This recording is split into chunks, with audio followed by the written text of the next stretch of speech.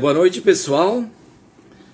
Vamos começar então a nossa discussão.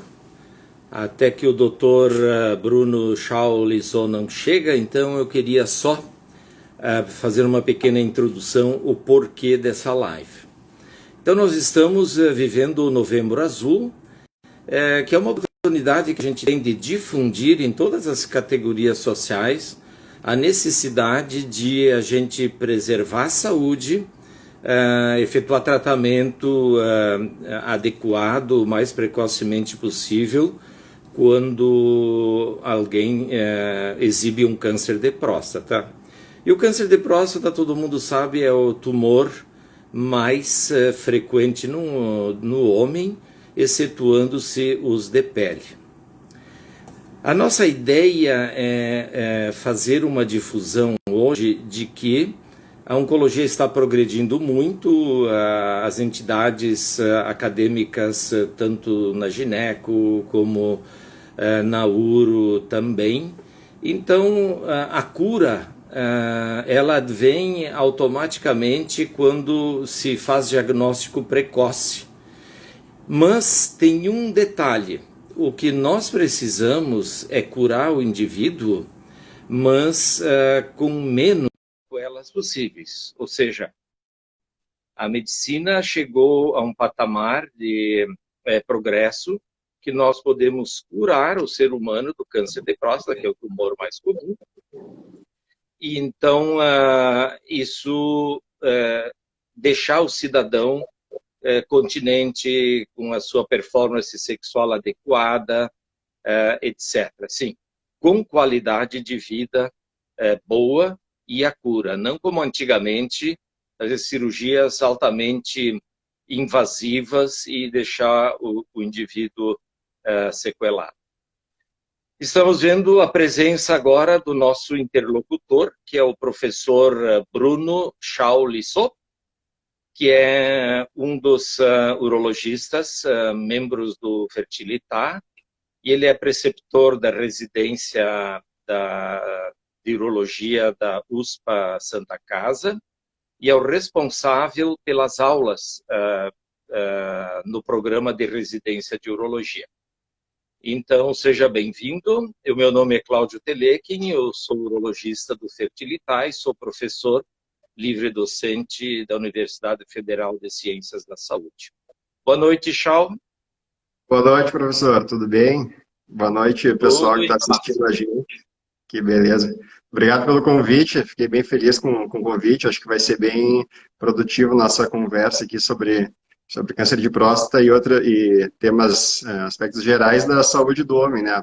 Porque o homem não tem só o câncer de próstata como doença, né? O Novembro Azul está aí para conscientizar sobre o câncer, mas também sobre todas as outras doenças que acometem o homem, inclusive a infertilidade.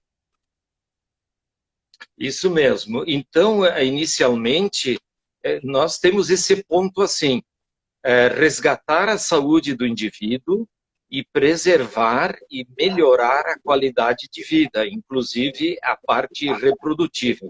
Então, eu gostaria inicialmente, Bruno, que tu falasse um pouco da epidemiologia do câncer de próstata, e então depois vamos a uns debates e umas interlocuções com quem está nos acompanhando. Tá, joia, então. Bom, o câncer de próstata, acho que o senhor já falou ali no início, mas é o segundo câncer mais comum no homem, né? A gente sabe que 1 a cada 6 homens vai ter câncer de próstata ao longo da vida. Mas somente 1 a cada 36 que vai morrer pela doença. Isso porque os tratamentos e os métodos diagnósticos já avançaram bastante durante os últimos 30, 40 anos, né? E o câncer de próstata é uma doença muito heterogênea, que nem sempre o paciente vai precisar fazer um tratamento agressivo. Ele pode ser, não dá para colocar o câncer de próstata todos dentro do mesmo saco. Tem as doenças que eles chamam de a tartaruga, que é aquele câncer que vai andando devagar, progredindo devagar, e dependendo da idade do paciente, provavelmente ele vai falecer de outras doenças, né, doenças cardiovasculares, diabetes, E tem aqueles cânceres mais agressivos, que é justamente esse que a gente não pode deixar passar, que é a lebre, é o coelho. Câncer que anda ligeiro, ele vai se manifestar e vai progredir de uma forma mais rápida. Então a gente tem que diagnosticar a lebre, né? E tem um outro detalhe, né, Bruno, que alguns indivíduos que têm câncer de próstata, dependendo do perfil da biópsia, nem vão necessitar tratamento, eles só vão ser acompanhados. Então, nem todo câncer de próstata precisa ser tratado, e o diagnóstico sendo feito precocemente, esse indivíduo vai ficar curado. E o que nós queremos é que ele fique curado com menos sequelas possíveis. Exato. Por exemplo, se é um paciente já com uma idade mais avançada e outras doenças mais graves, que inclusive o câncer, às vezes não vale a pena fazer um tratamento agressivo, porque pode ser uma doença que não vá gerar, não vai acabar matando ele, né? O paciente pode morrer de outras causas. Porque a gente sabe que a cirurgia, né, tanto a radioterapia quanto a cirurgia tem seus percentuais de disfunção erétil, de incontinência urinária, que acabam atrapalhando a qualidade de vida. Mas, pode falar. Não, só uma observação, e também todo mundo sabe que indivíduos idosos, por exemplo, os homens acima de 85 anos, a grande maioria é portador de câncer de próstata e nunca vai ter sintomas e nunca vai precisar se submeter a tratamento algum. Exato. Eu até estava vendo um estudo que fizeram com cadáveres, né? Fizeram autópsias, pegaram 6.024 homens nesse estudo e foram ver a prevalência de câncer nos cadáveres. Então, eram pacientes que morreram de outras causas e que não se sabiam se tinham câncer de próstata ou não. E a prevalência na idade entre 70 a 80 anos chegava a 50%, principalmente nos afrodescendentes. Então, a gente sabe que nos afrodescendentes já tem um risco aumentado, inclusive, de ter doença mais agressiva, mas esse estudo mostra que essa grande maioria desses pacientes acabaram morrendo com o câncer e não do câncer, que é uma doença que, no caso deles, provavelmente ainda não tinha estabelecido, não tinha causado sintomas, porque o câncer ele vai dar sintomas em estágios mais avançados, por isso a importância do rastreio, né, professor? Isso, Bruno, surgiu uma pergunta ali, ó, que tu não respondesse. Perguntaram para ti se o PSA é suficiente para fazer diagnóstico de câncer de próstata. Tá, muito boa essa pergunta. Essa pergunta eu ouço bastante no consultório, porque sempre tem um paciente que quer se escapar, né? Ou que ele vem com um exame de sangue normal, PSA normal, e quer evitar o toque. Na verdade, não, porque a gente sabe que 20% dos tumores são diagnosticados apenas pelo exame de toque. Então, vai ser aquele paciente que tem o PSA normal, o PSA não vai alterar, e alguns tumores não alteram o PSA, e a gente consegue fazer um diagnóstico palpando algum nódulo que pode ser um tumor inicial. Por isso que o exame de toque tem que ser feito, assim como o exame de sangue, anualmente. Até, professor, teve há 3 semanas atrás, um pouquinho mais, um mês atrás, eu atendi um paciente que ele vinha fazendo apenas o PSA todo ano, com outro médico, e o PSA dele era 1,6. A idade dele ele tinha 59 anos, então a gente aceitaria ali um PSA próximo de 3 até 4, mas era 1,6. E aí eu fui primeiro a fazer o exame de toque nele, achei um nódulo suspeito, aí ele fez a ressonância, confirmou um nódulo de 8 milímetros, e aí eu solicitei a biópsia e confirmou um câncer. Então, é um paciente que, se não tivesse feito o toque, talvez ele fosse fazer um diagnóstico muito tardio, já sem possibilidade de cura. Eu acho que a nossa grande missão é difundir a ideia de um indivíduo ter o diagnóstico bem precoce, porque ele vai ser resgatado e vai viver uma vida normal, curado e trabalhando, convivendo com a sua família, etc.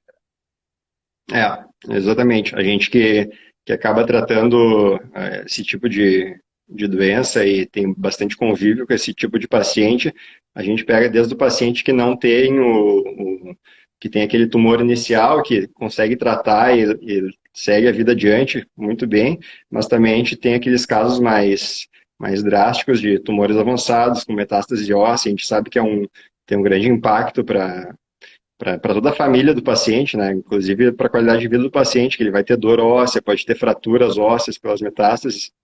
Então, é uma doença que pode ser bem agressiva. Uma pena é que o câncer de próstata normalmente é assintomático. As pessoas perguntam, olha, meu pai não se queixa de nada e ele pode ter câncer de próstata? Claro, o câncer de próstata, quando surgir a sintomatologia metastática, o tratamento já está sendo efetuado tardiamente, né, com sofrimento, com perdas e tal. Então, é ruim, o fato ruim é que ele é muitas vezes completamente assintomático. Exatamente. Bruno, quando é que tu tem alguma pergunta aí para responder agora? Agora, tem outra pergunta aqui nos comentários. Ele gostaria de saber se o espermograma identifica algum tipo de câncer ou outras doenças. Quer responder essa, professor? Não, o espermograma não diagnostica câncer algum. Eventualmente, quando tem hemospermia, muito sangue no ejaculado, a gente tem que prestar atenção que pode ter alguma neoplasia, algum tumor crescendo nas adjacências, não é? Mas, a priori, espermograma não ajuda a fazer diagnóstico de câncer. O que tu achas, Bruno? Concordo. Quando o sangue no esperma, mais de 90% das vezes vai ser de etiologia benigna, não vai significar algum câncer, provavelmente vai ser alguma infecção, alguma inflamação, mas o câncer pode, né, se apresentar como sangue no esperma, mas já vai ser um tumor mais avançado, a gente não deve esperar ter esse sintoma para procurar a neoplasia. Tem um paciente, desculpa, um paciente, um seguidor perguntou aqui para mim antes, com que idade se inicia o rastreio do câncer? Isso eu quero te ouvir, vamos lá. Tá. Então, a gente aqui no Brasil costuma seguir as diretrizes da Sociedade Brasileira e também da Sociedade Europeia. Então, o rastreio, primeiro eu vou explicar o que é o rastreio. O rastreio é quando a gente faz algum tipo de exame em nível populacional para pesquisar, para encontrar uma doença antes dela se manifestar, antes dela apresentar sintomas. Assim como a gente teve no Outubro Rosa, as campanhas do câncer de mama, que aí as mulheres vão fazer a mamografia e a eco mamária anualmente para encontrar nódulos pequenos na mama. No caso dos homens, a gente tem o rastreio do câncer de próstata, que é o exame de sangue, com o PSA, e o exame de toque. Então, quem é que deve fazer o rastreio? Quando se deve iniciar? Então, se o paciente não tem fator de risco para câncer, ele deve iniciar aos 50 anos. Agora, se ele tem algum dos fatores de risco, que é ser afrodescendente ou ter algum familiar de primeiro grau que já teve câncer de próstata, ou seja, um pai ou um irmão. Então, a gente deve antecipar esse rastreio para entre 40 e 45 anos. Certo? Perfeito. Eu recebi outra pergunta. Se pode-se ter filhos após o tratamento do câncer de próstata? Sim, pode, e por isso que nós invocamos aqui algumas instituições internacionais que preconizam para o indivíduo que ele que poderia, se ele não tem filhos ou está em segundas núpcias, que congele ejaculado para armazenar espermatozoides, porque como o tratamento, tanto a cirurgia como a radioterapia e outros, podem necessitar futuramente também quimioterapia, hormonioterapia. Então, as pessoas que estão ainda prescrutando, estudando, ou vão casar novamente com alguém que deseja ser mãe, o congelamento de ejaculados faz muito sentido, não é?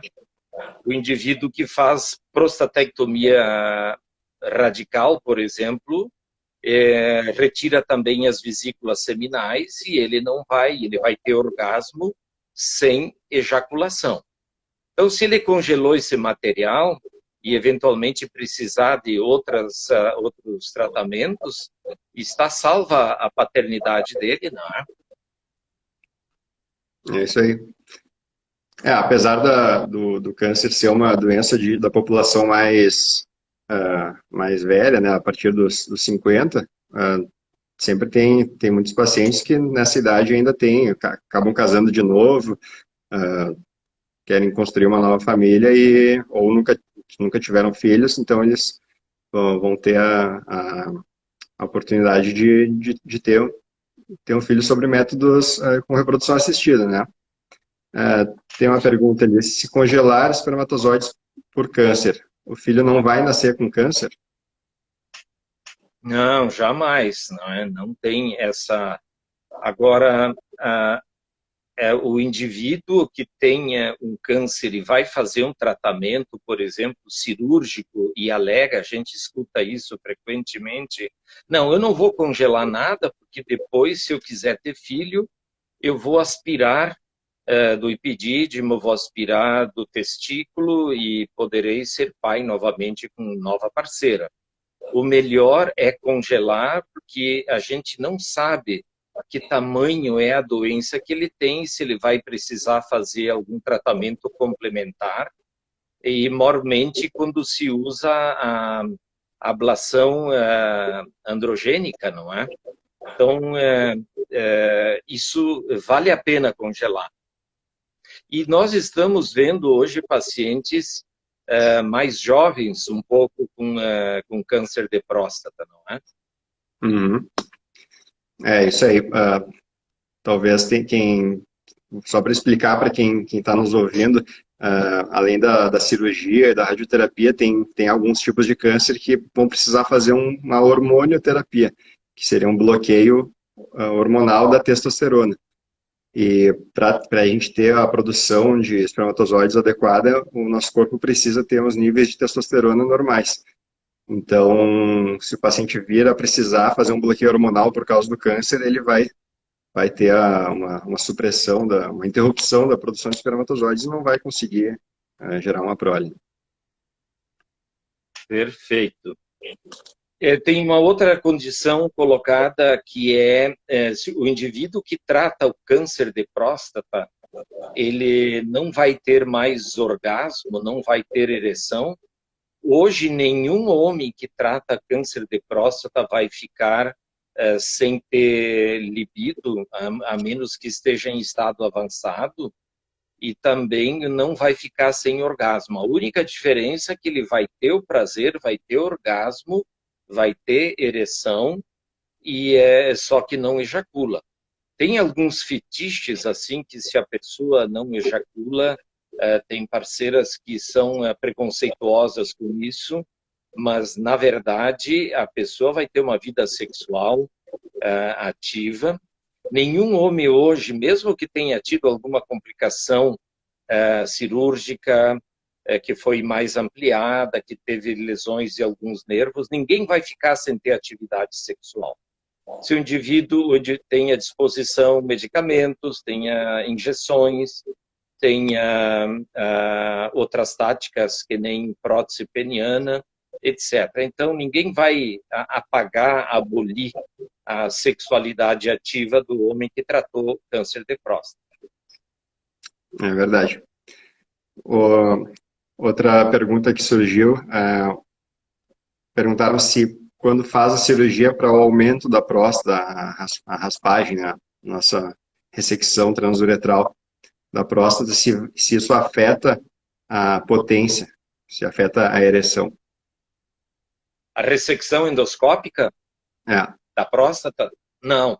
A ressecção endoscópica não é tratamento para o câncer, né? É um tratamento para a pessoa ter uma micção adequada.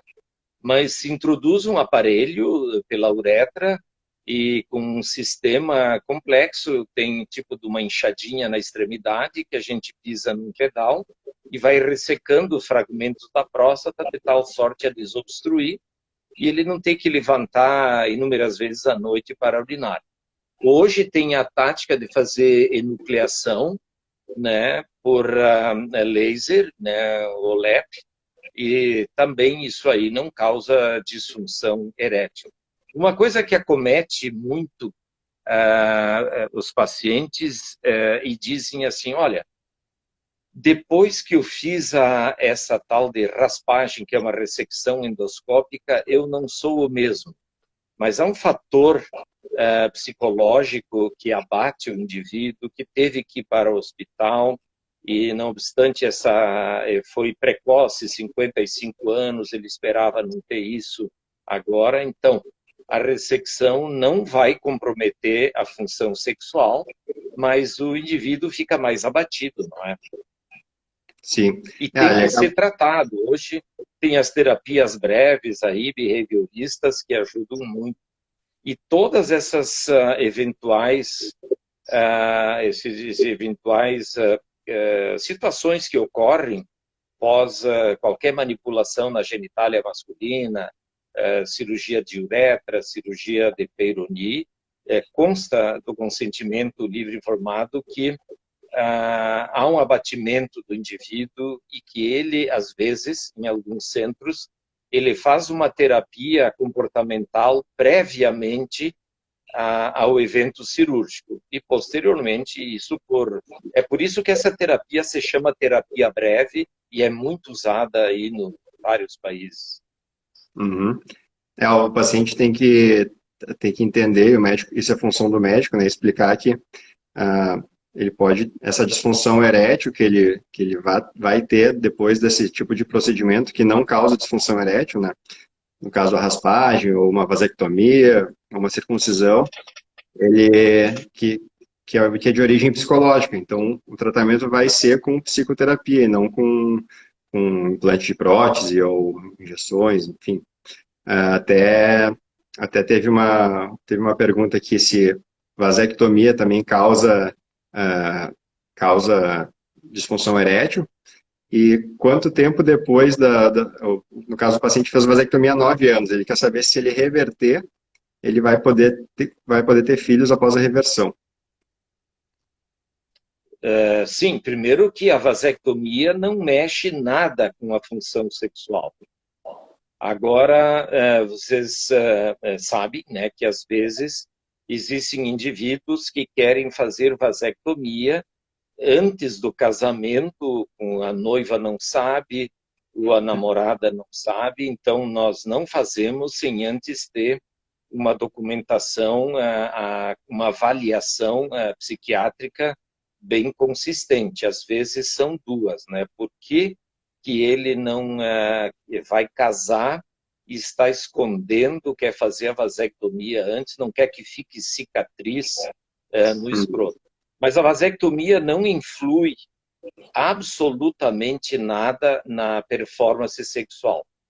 Tem um grupo de indivíduos que eles, paranoicos, assim, eu acho que esse é o termo, que eles têm medo da atividade sexual, de romper o preservativo e tal, e ter gravidez.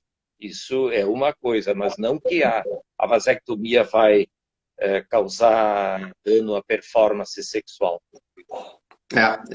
E a reversão da vasectomia, você teve sucesso, se não faz muito tempo que fez, claro, que enseja ter prole espontaneamente.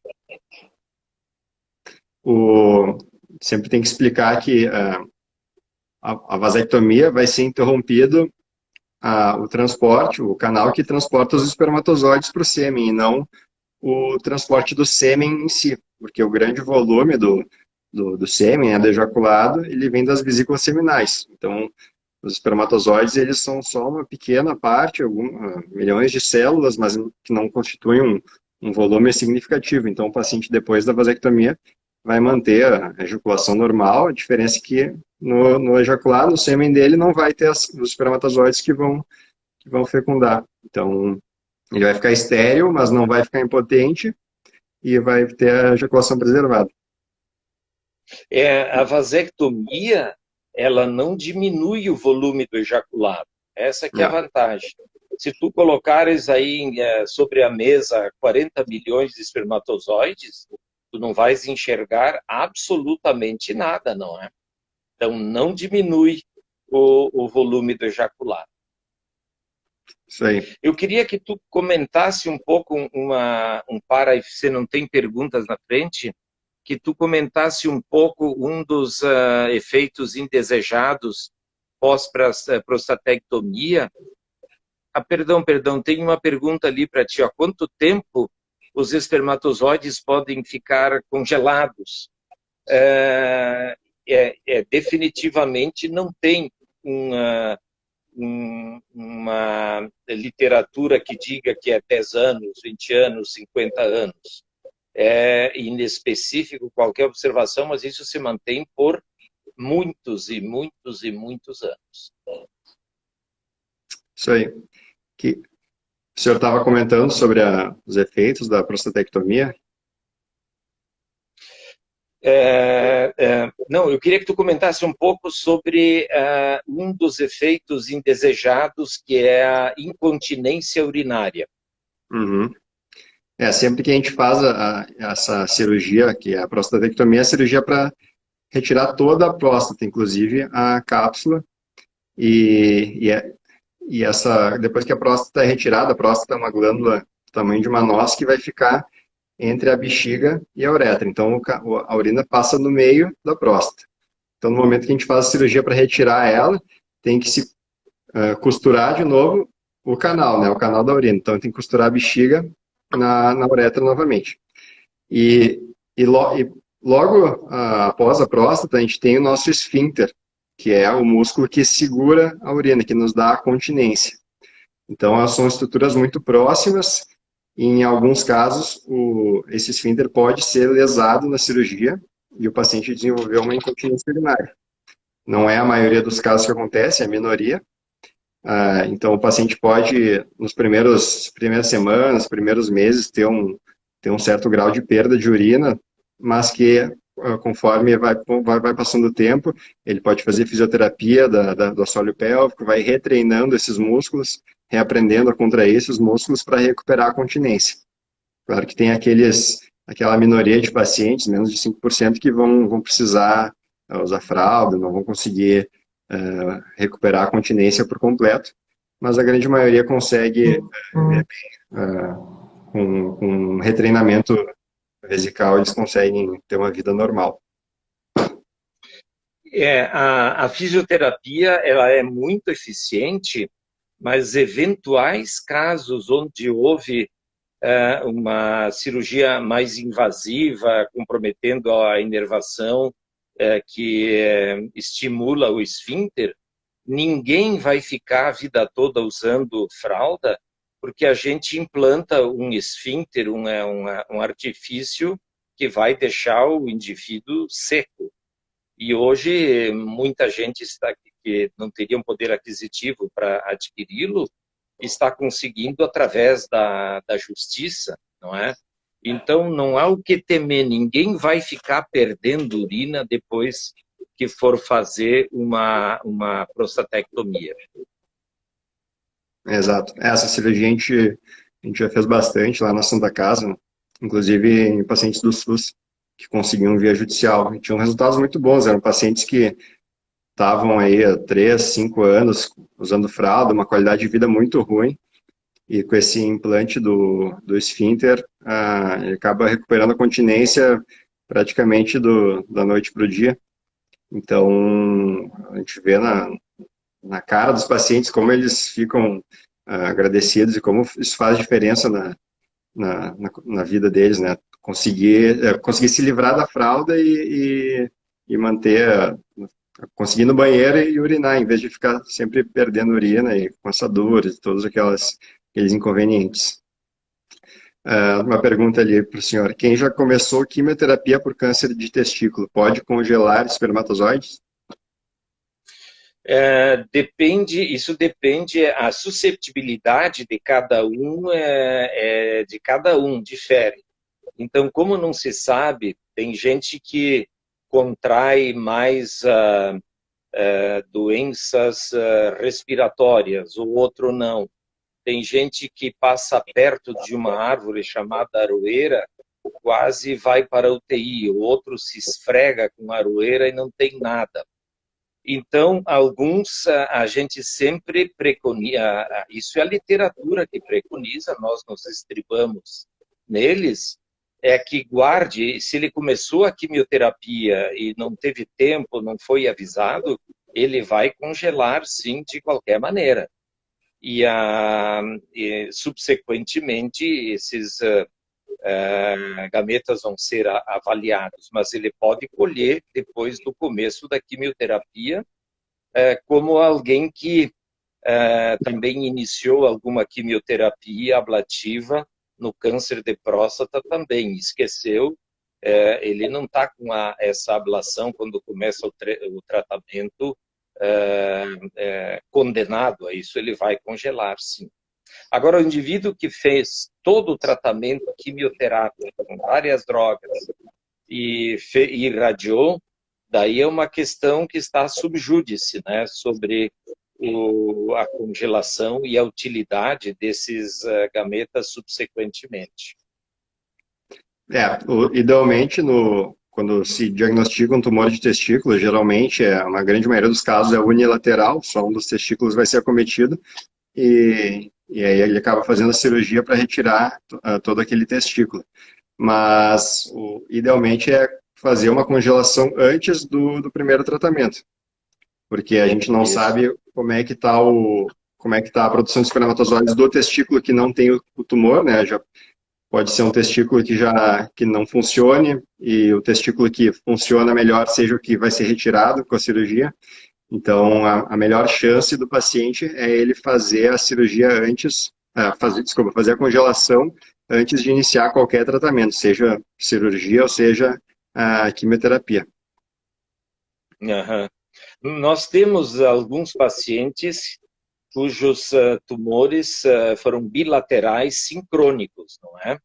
Então, que congelaram, e às vezes nós também temos uma ideia que seria conveniente salvar um fragmento do tecido, como se faria em crianças pré-púberes, né, que vão, ambas as gônadas vão ser retiradas. Acho que o futuro vai nos ensejar com esse progresso que está bem acelerado, que esse material que a gente tem, não espermatogênese completa, mas espermatogônia, espermatócito primário, a gente armazene também em crianças e adolescentes. Normalmente os pais não querem, não é? Mas vale a pena. Grande chance de se arrepender no futuro, né? Falando em qualidade de vida, o câncer de próstata é um câncer muito lento e também ele atinge as pessoas já de 50 anos para cima, mas tem muitas pessoas que estão casadas recentemente, sem filhos, e que a gente tem que induzi-los a guardar alguns 2, 3 ejaculados, porque eles poderão ser muito úteis no futuro, não é? Então, isso não é nenhum mistério, isso já está relatado aí na literatura há bastante tempo, e como é indeterminada, assim, a validade do ejaculado, tem provas as mais diversas aí de 27 anos, de 30 anos de espermatozoides congelados e que foram usados com êxito. Né? Uhum. Bom, já que a gente está falando sobre fertilidade de espermatozoides, eu vou ler uma pergunta que eu recebi mais cedo. Perguntaram, ó, tive um testículo que não desceu e fiz cirurgia para fixar ele na bolsa. Posso ser infértil? Pode sim, a criptorquidia, ela é uma das causas de infertilidade e é uma das causas de tumor de testículo, não é? Se ele não Uhum. foi submetido a procedimento até com menos de 1 ano de idade, ele corre esses riscos. Então, ele tem muito maior chance de ter câncer nesse testículo criptorquídico. Por isso que hoje a literatura preconiza que as crianças sejam examinadas adequadamente acompanhadas para que esse testículo seja alojado no seu lugar de desenvolvimento. É isso aí. A Mas gente sabe. Pode falar. o indivíduo pode ter prole, sim, se isso for unilateral, por exemplo, ou até bilateral, mas a chance é menor. Uhum. É isso aí. A gente sabe que o paciente que tem um testículo que não desceu, ele tem que, idealmente, ser operado entre os 6 a 12 meses para preservar a fertilidade, evitar o risco de tumor, né? Um testículo não descido e não tratado, ele tem um risco de 3 a 5 vezes um risco maior de 3 a 5 vezes de desenvolver câncer. Então, e também, se esse testículo não for colocado na bolsa antes da puberdade, também vai ter um prejuízo na produção de espermatozoides. Isso porque o testículo ele fica na bolsa na bolsa escrotal por um motivo, né? Ele tem que ficar na temperatura 2 a 3 graus menor do que a temperatura do corpo. Então, o testículo que sofre ações de altas temperaturas, ele já tem um prejuízo na produção. É por isso que a gente insiste com o pessoal, os pacientes, que não se atrevam tentando ter prole e fazem sauna 3 vezes por semana. O escroto existe com essa funcionalidade de afastar o testículo do corpo e também o que é necessário é avisar que não pelo calor, mas pela irradiação dos telefones, dos notebooks. Telefone não se carrega no bolso anterior e jamais trabalhar. A gente vê no avião pessoas trabalhando no notebook com o notebook em cima, sobre as pernas. Isso aí é pernicioso pela irradiação, não é? E o calor que tá aqui em Porto Alegre hoje não tá fazendo muito bem para a produção de espermatozoides da população. Hoje estava, acho que Tem 33 uma, graus. o testículo, no mínimo, deve ficar 1,2 centígrados abaixo da nossa temperatura que se mede axilar. Então, esse é o lugar adequado para o testículo ter uma performance interessante, normal.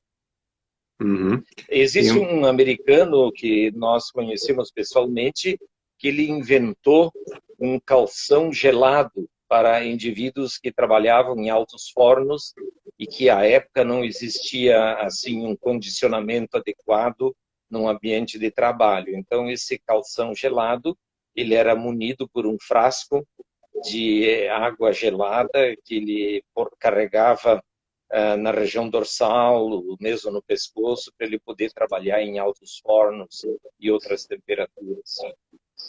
Legal, essa eu não conhecia. Tem uma pergunta aqui. Quando o homem não aparece exospermia, acho que é espermatozoide, nos exames tem possibilidade de ter filhos. Na verdade, tem que descobrir, tem que investigar por que não apareceram espermatozoides no espermograma, no exame, né? Pode ser por uma falha na produção de espermatozoides ou pode ser por alguma obstrução que os espermatozoides não estão conseguindo chegar no sêmen, no ejaculado. Então, a primeira coisa é diferenciar se é uma azospermia, que é a ausência de espermatozoides. Então, diferenciar se é uma azoospermia obstrutiva ou não obstrutiva. Então, vai ter que fazer mais exames para confirmar e, de qualquer forma, e provavelmente vai precisar de alguma uma técnica de reprodução assistida ou para extrair os espermatozoides diretamente do testículo ou para desobstruir o que está causando a obstrução. Sim, e também tem a ejaculação retrógrada, né? Algumas pessoas já nasceram com algumas alterações na coluna que comprometem uma inervação e às vezes a pessoa, o ejaculado cai para dentro da bexiga. Então a gente pede que ele colha a urina após ejaculação e já administra para ele bicarbonato para alcalinizar, senão os espermatozoides morrem. E nós temos várias gravidezes nessas condições, não é? E tem casos de trauma que a gente administra medicamentos que fecham um pouco o colo vesical e que eles acabam tendo ejaculação anterógrada. Temos um caso recente aqui de outro estado, que ele hoje provavelmente já tem a gravidez, ele vai usar essas drogas para que a ejaculação seja não anterógrada, e sim, não retrógrada, mas anterógrada. Isso acontece muito, principalmente o paciente que fez já uma raspagem de próstata, ele pode desenvolver a ejaculação retrógrada, mas também o paciente que tem uma diabetes mal controlada há muitos anos, a diabetes vai acabar prejudicando a inervação da bexiga, e na hora que o colo, que é logo a saída da bexiga, precisa contrair para o sêmen ir para frente, ele acaba não contraindo. E aí o sêmen acaba voltando para a bexiga. Então são duas populações que têm o risco de acontecer isso, né?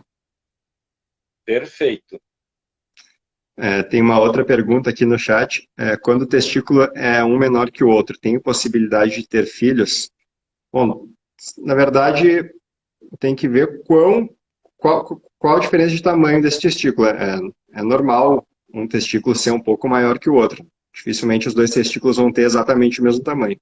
Agora, se um testículo tem um tamanho normal e o outro é muito reduzido, provavelmente esse testículo reduzido já tem uma falha na produção de espermatozoide e de testosterona. Não significa que seja uma impossibilidade de ter filho, porque vai ter outro testículo produzindo espermatozoides, e a pessoa pode muito bem ter filhos com apenas um testículo, né? Mas tem que se investigar a causa, porque que tem essa diferença, e fazer um espermograma para ver se tem um prejuízo na contagem de espermatozoides, certo? Sim, nós no Fertility, no consultório, a gente mede os testículos com o paquímetro e com o orquidômetro, e daí se faz uma média dos dois. Se vocês encontrarem um homem que tem os testículos iguais, nos tragam que nós vamos publicar. Parece que o Brad Pitt tem os dois iguais. Não sei se é verdade. E tem outro artista aí que tem os dois iguais, mas um é uma prótese que ele colocou. Então, às vezes, o indivíduo tem uma varicocele do lado esquerdo e que foi nociva para o crescimento, grau 3, então o testículo não desenvolveu muito. Tem outras pessoas que tiveram o testículo comprimido, torcido por muitas horas, né? E que daí dá uma isquemia no testículo e o testículo fica menor. Por isso que quando a gente tem uma criança, um adolescente com torção de testículo, o atendimento é imediato, pelo menos no máximo 4 horas, né, para distorcer, e é uma coisa fácil. Mas homens que desfilam por aí, vocês que são jovens e que frequentam aí essas saunas e tal e coisa, Bruno, dão uma olhada. Nós não encontramos homens com os dois testículos completamente iguais. Vou prestar atenção na próxima vez, então.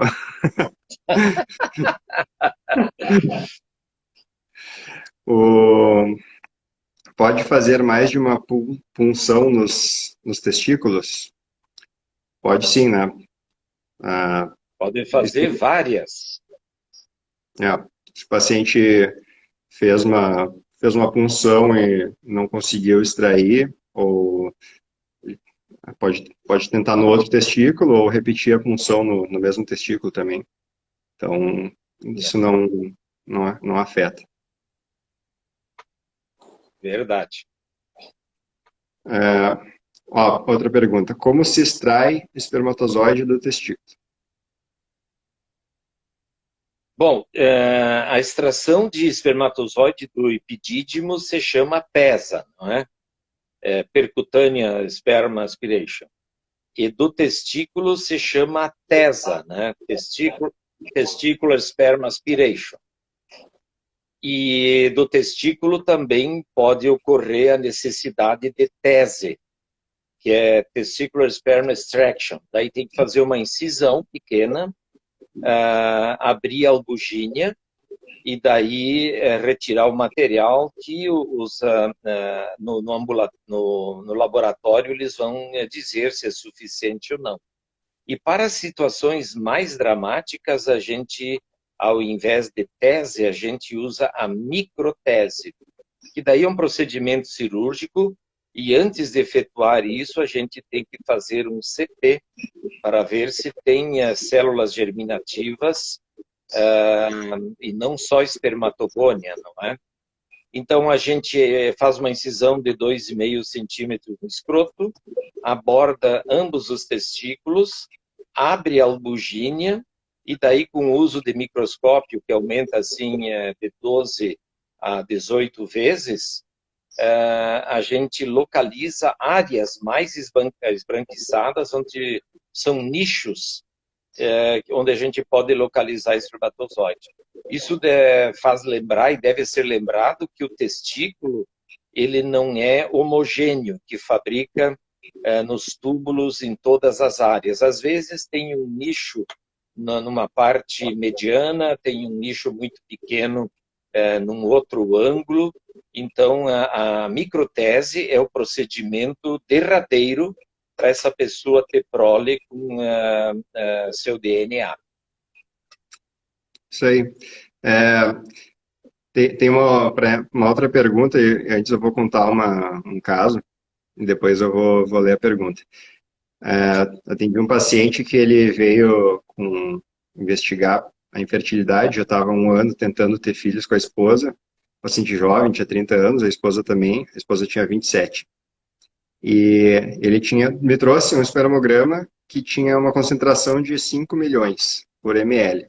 A concentração do espermatozoide, para quem não sabe, o valor normal é acima de 15 milhões, para ter uma chance boa de engravidar por métodos naturais. Esse paciente tinha 5 milhões, bem reduzido.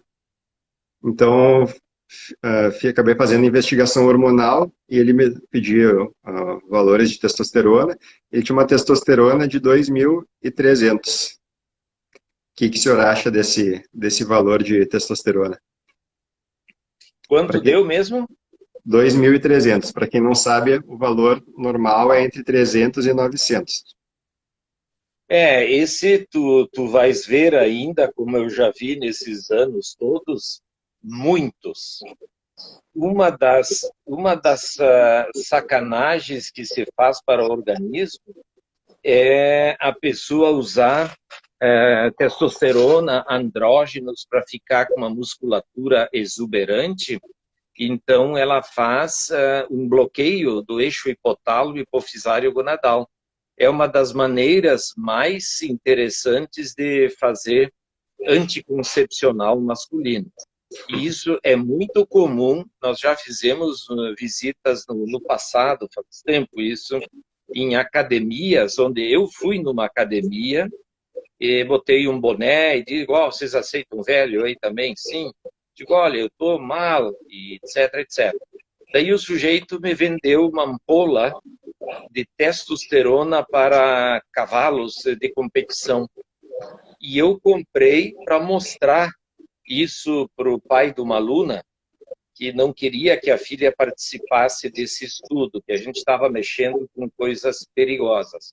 O pai promotor. Então, o uso de drogas androgênicas sem necessidade vai diminuindo os testículos, e isso aí depois a pessoa que fica sabendo que eventualmente não poderá ser pai, dá depressão, né? Nós tínhamos aí 30 e poucos pacientes na Santa Casa no passado, tivemos até suicídio de adolescente por isso, não é? Então, uma das nossas missões também, essa história de a gente usar essas drogas para expor uma musculatura sem a pessoa estar sendo acompanhada por médico, quer ser um atleta, isso é muito nocivo para a espermatogênese. Isso aí. E me diz uma coisa, professor.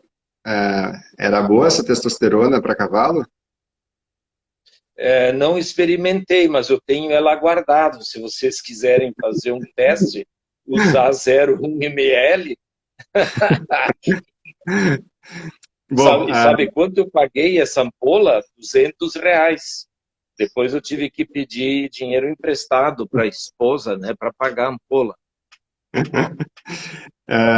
bom, concluindo esse caso, eu falei para o paciente, questionando o paciente, ele acabou admitindo, né, que já usava há bastante tempo testosterona injetável, e aí ele me perguntou quanto tempo iria levar para recuperar a produção de espermatozoides. Então, o que eu respondi?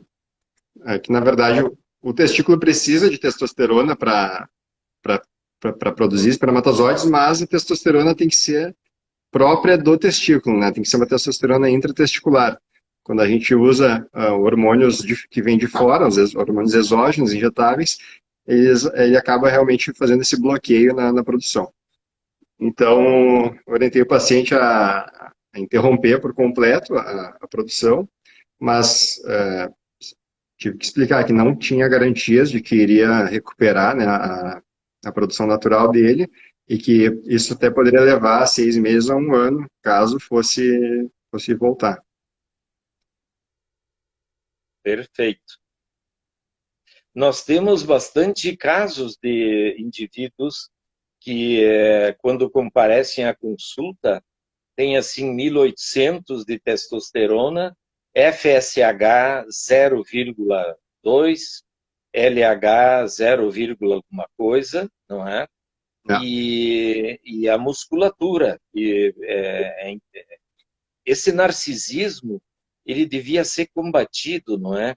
Ou fazer uma enquete para todas as meninas aí se acham aquele guri com essa musculatura que vai no ambulatório no inverno frio, uma camisetinha assim, ele não conhece nem, não consegue nem caminhar, tem que caminhar com as pernas entreabertas de tanto músculo que tem na coxa, né?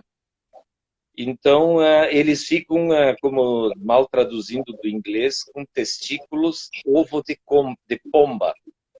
E alguns não recuperam jamais. Isso aí. Bom, a gente está chegando a 1 hora aqui, a quase 1 hora de live. Daqui a pouco o Instagram vai nos encerrar. Mas vamos responder aqui as últimas perguntas. Obesidade atrapalha a fertilidade? Sim, atrapalha. A obesidade, todo tecido gorduroso, todo tecido adiposo que a gente tem em excesso, vai servir como um conversor da testosterona em estradiol, em estrogênios, que são os hormônios femininos. Então, o paciente muito obeso, ele vai ter uma redução ele vai ter uma perda de testosterona, porque ela vai acabar sendo aromatizada, sendo convertida em estradiol, que é o hormônio feminino. Então, ele pode desenvolver a ginecomastia e também ter uma redução da maturação dos espermatozoides. Então, o paciente obeso vai ter mais um percentual de infertilidade maior. A gente sempre orienta dieta, exercício, Só a mudança dos hábitos de vida, às vezes, acaba recuperando essa função. O senhor tem muitos pacientes que são inférteis pela obesidade? Sim. E eu tenho paciente infértil também que injetou testosterona no testículo. Pasmem, senhores. E quem orientou isso não é o cara da fruteira ali, o da academia. É colega. Injeta assim. Esse levou a questão da testosterona intratesticular bem a sério, né? Sim, sim.